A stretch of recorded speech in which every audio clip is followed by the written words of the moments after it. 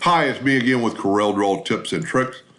And somebody sent me this file. I don't know exactly what it is. It's almost a clock because you got 12, 1, 2, up to 7, then back to 5, 6, 7, 8, 9, 10, 11, 12.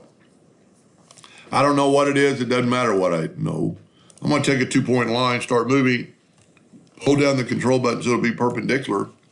I just happen to know, because I've already tested it, there's 18 degrees. So I'm going to control D and make a duplicate.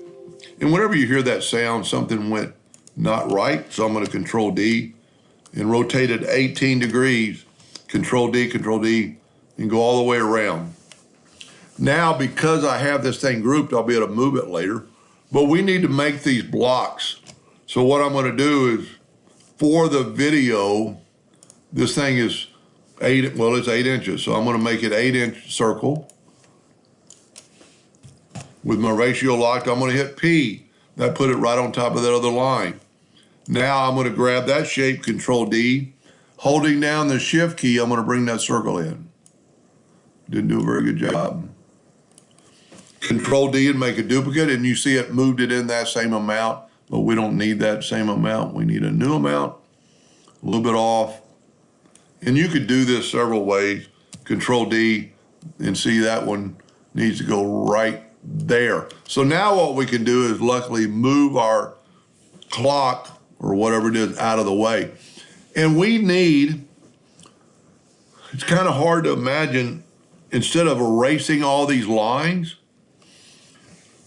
we can use the Smart Fill tool. Let me move my numbers out of the way for a second. I've at least got the numbers ready. And let's delete that line. And we can actually delete on the bottom, and that line's gone and that line's gone. On the top, that looks right. So now I'm going to use the Smart Fill tool. Doesn't matter what flavor, and I'm going to nudge it over. So I'm going to nudge over all these items. And what I'm doing is going to make it a lot easier to get rid of the lines. And you'll see in just a second. So instead of deleting a bunch of those lines, I now have, and I'm not going to delete all the lines because now I'm going to left click, right click, and you see I have boxes exactly like I want.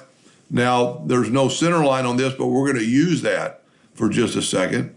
We're not going to delete this because we need those interior lines, but that can be very easily, just by deleting these lines that are here, we're going to use it, and just go on the outside and delete these lines. We do want those rings, or some of those rings.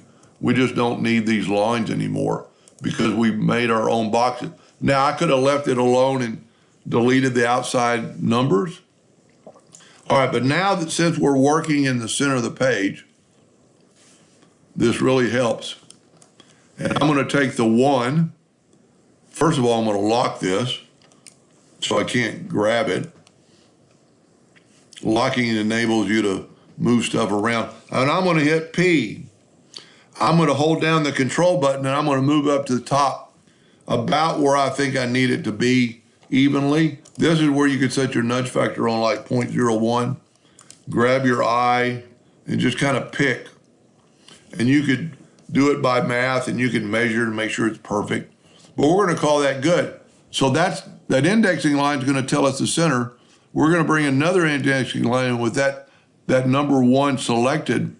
We're going to have it snap to that X. So now that's in the center. So we need a 1 right here.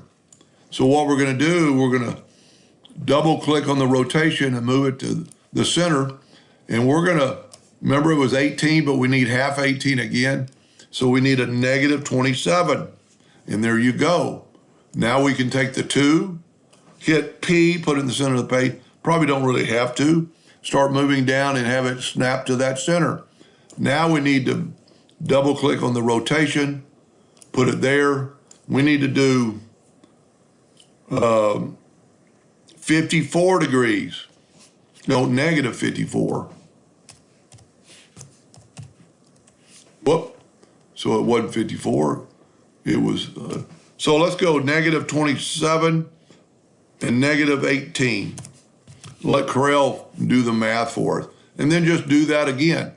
Just select it there, go up, holding down the control button. And now let's move the rotation to the center. That's the one thing someday I hope to figure out a way to snap that center rotation of the center. So now we need that negative 54 degrees plus 18, negative 18. Well, that wasn't right. Let's just do it. My math is failing me this morning. Negative 27, Control D, negative 27. And now half of 18 would be negative 9. There you go. And I made a duplicate of that. I need to delete it. So there, I made it a lot harder than it is. When working with plus numbers, it would actually be easier.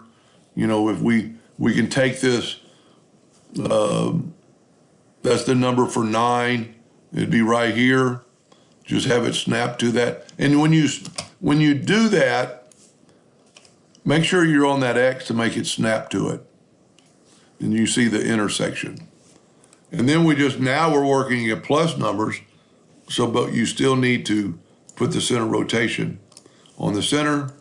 So we're going to go 27 degrees. And it put it exactly in there. And then just do the same thing I did all the way around. And then remember, we had a few other circles that we could hit P in the outer circle. Now this center number, if you look, doesn't have a box. Well, that's very easily done just by taking your virtual segment delete key. Remember, we have it locked. So you don't have to have it checked. Just go lock and unlock. And then you can delete that line. And see how the indexing line actually stopped the line from, and the same thing on the bottom, there's no line here. The indexing line is stopping the virtual segment delete key, which is a nice feature. And then, I don't know if he's engraving this or whatever, but just make all the lines black and make sure there's something other than a hairline to make it work good, and make it a half a point, and you're good to go. And just continue that all the way around. And then this number is probably the easiest one, because it'll snap right to that intersection. Anyway, I hope that helped them a little bit. Thank you for watching.